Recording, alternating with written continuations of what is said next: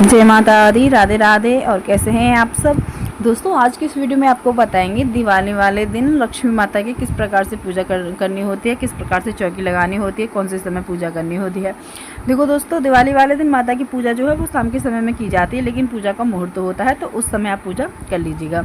यहाँ पे जो मैं आपको चौकी लगा के दिखा रही हूँ, क्योंकि सबसे पहले चौकी ही लगानी होती है, तो यहाँ पे जो मैं आपको चौकी लगा के दिखा रही हूँ, तो चौकी पे ना आपको वो सारा सामान रख लेना है जो आपके यहाँ पे बना होता है। अब देखो, खाने पीने के लिए भी बना होता है, वो भी सामान आपको यहाँ पे रखना है। जितने भी प्रकार के आपके घर में मिठाइयाँ होती हैं वो मिठाइयाँ आप यहाँ पे रख लीजिएगा।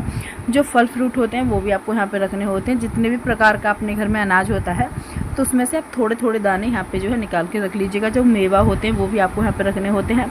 जो खील होती हैं ना वो आपको यहाँ पे रखने होते हैं। बतासे आपको यहाँ पे रखने होते हैं। जो खिलौने होते हैं ना मीठे वाले, वो भी आपको यहाँ पे रखने होते हैं। साथ में आपको एक कलश स्थापित करके रखना होता है, स्वाद का सामान रखना होता है, और जो एक अखंड दीपक आपको यहाँ पे रखना होता है। जो अखंड दीपक पूरी रात जलता है ना, वो दीपक आपको यहाँ पे रखना होता है। जितने भी आपके घर में सोने चांदी की चीज़ें हैं वो सारी आपको यहाँ पे रखनी होती हैं।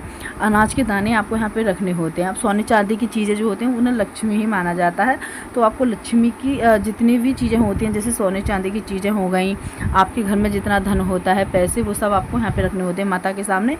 तभी आपको पूजा करना शुरू करना होता है। तो सबसे पहले आपको क्या करना है कि थोड़ी सी मौली ले लेनी है। अगर आपके पास में कैलेंडर है तो आपको मौली लेनी है, और मौली की आपको माला बना के इस कैलेंडर पे मतलब कैलेंडर को पहरा देना है। अगर आपके पास में तस्वीरें हैं, प्रतिमा है, मूर्ति हैं, तो आप उनको एक एक फूल की माला पहना दीजिएगा। दिवाली वाले दिन जो है माता लक्ष्मी की पूजा की जाती है, कुबेर जी की पूजा की जाती है, गणेश जी की पूजा की जाती है, माता सरस्वती की पूजा की जाती है। तो आप जो है यहाँ पे वो सारी प्रतिमा, फ़ोटो जो भी हैं आपके पास, वो सारे यहाँ पे आप रख लीजिएगा। उसके बाद में जो है आपको पूजा करनी है। पूजा किस प्रकार से कर सकते हैं, पहले तो आपको आरती करनी होती है, तो आप जो है आरती कर लीजिएगा सबसे पहले। तो आप आरती करने के बाद में फिर इनका आपको तिलक करना होता है, तो आप इनका तिलक कर दीजिएगा। उसके बाद में जो भी आपके पास में अनाज के दाने होते हैं, देखो अनाज में गेहूँ हो गए, बाजरा हो गए, चावल हो गए, और जितने भी प्रकार के आपके घर में अनाज हो, वो उनमें से आप थोड़े थोड़े अनाज के दाने यहाँ पे रख लीजिएगा। उसके बाद में अनाज की भी पूजा आपको करनी होती है, क्योंकि अनाज जो होता है ना, उसे भी लक्ष्मी ही माना जाता है। तो आप जो है यहाँ पे अनाज भी ज़रूर निकाल के रखिएगा, और जितने भी प्रकार का आपके घर में अनाज हो वो सारा आप यहाँ पे रख लीजिएगा।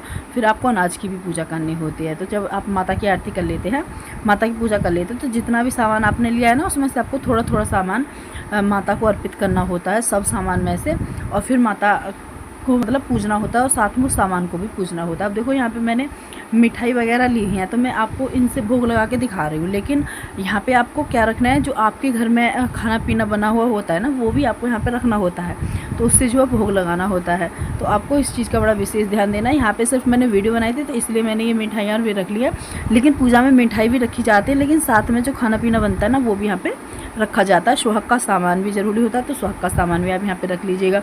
जो दिवाली पर जितनी भी पूजन होती है ना, तो सारी सामग्री आप यहाँ पे निकाल के रख लीजिएगा। साथ में आपको थोड़े से अलग से पुष्प जो होते हैं ना, वो भी रखने होते हैं।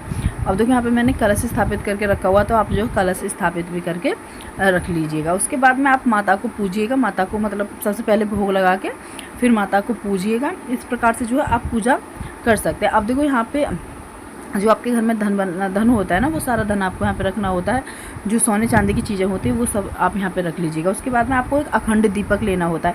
अब देखो, यहाँ पे आप देख सकते हैं एक बड़ा दीपक है, जो सरसों के तेल से जलाना होता है। ये दीपक अखंड होता है, यानी कि जैसे आप पूजा कर लेंगे 6, साढ़े 6, 7 बजे, जिस भी समय का मुहूर्त होता है, तो उस समय से ये दीपक जो आपको पूरी रात जलाना होता है, और ये दीपक बुझना नहीं चाहिए। इस बात का बड़ा विशेष ध्यान देना होता है। तो इस दीपक का आपको ध्यान देना है। तो इसी ही प्रकार से आपको इस दीपक में तेल डालना होता है, और इसी प्रकार से आपको रात में 1-2 बार उठ के देखना भी होता है कि दीपक बुझा तो नहीं है।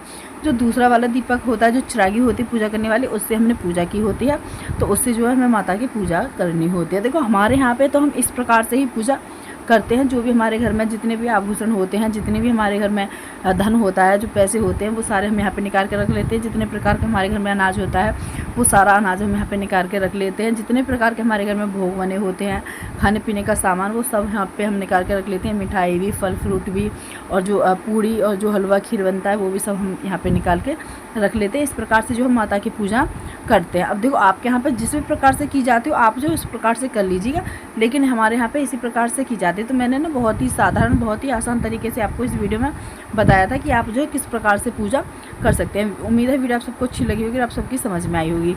जय माता रानी की। वीडियो अच्छी लगे तो चैनल को सब्सक्राइब करके वीडियो को लाइक कमेंट जरूर कर देना।